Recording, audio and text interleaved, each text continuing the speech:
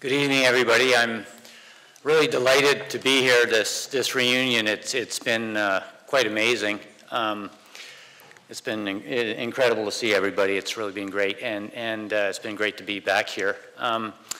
As Will said, I've spent since this expedition 25 years ago really launched me into the Arctic. And I've been spent a lot of time up there since, especially actually on the Arctic Ocean and going to the North Pole. I've trekked 7 times to the North Pole. I've spent more than 600 days and nights trekking around on the Arctic Ocean.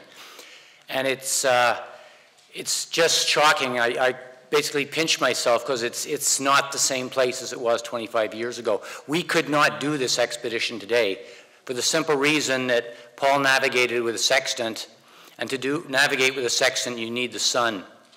And nowadays, in April, there's almost no sun because it's so much warmer and there's so much more open water and there's so much moisture going into the air. And there is no sun. You can go for days, even weeks, without seeing the sun, so you simply couldn't navigate. If for no other reason you can't navigate your way to the North Pole, you couldn't use a sextant and go to the North Pole. But the ice is completely different. It's so much thinner. There's the ice, the function of the Arctic Ocean pushes the ice up against the coast of northern Canada, and that ice used to be 5 to 25 years old on the average. We called it old ice, old Canadian ice. This past year I went to the North Pole, and I would ski all day, and I would hardly see any old ice.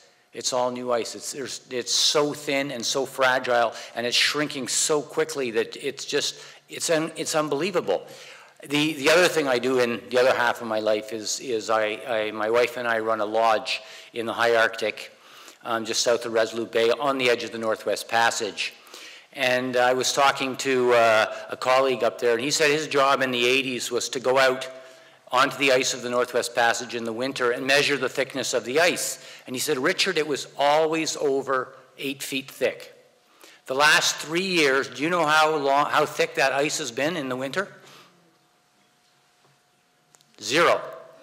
No ice. For the last 3 years in the Northwest Passage in that area, there has been no ice. It used to be 8 feet thick.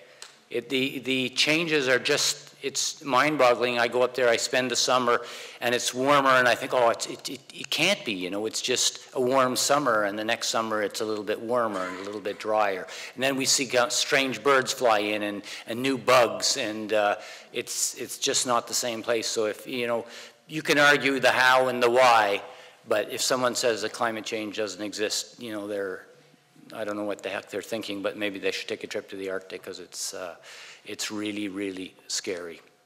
Thank you very much.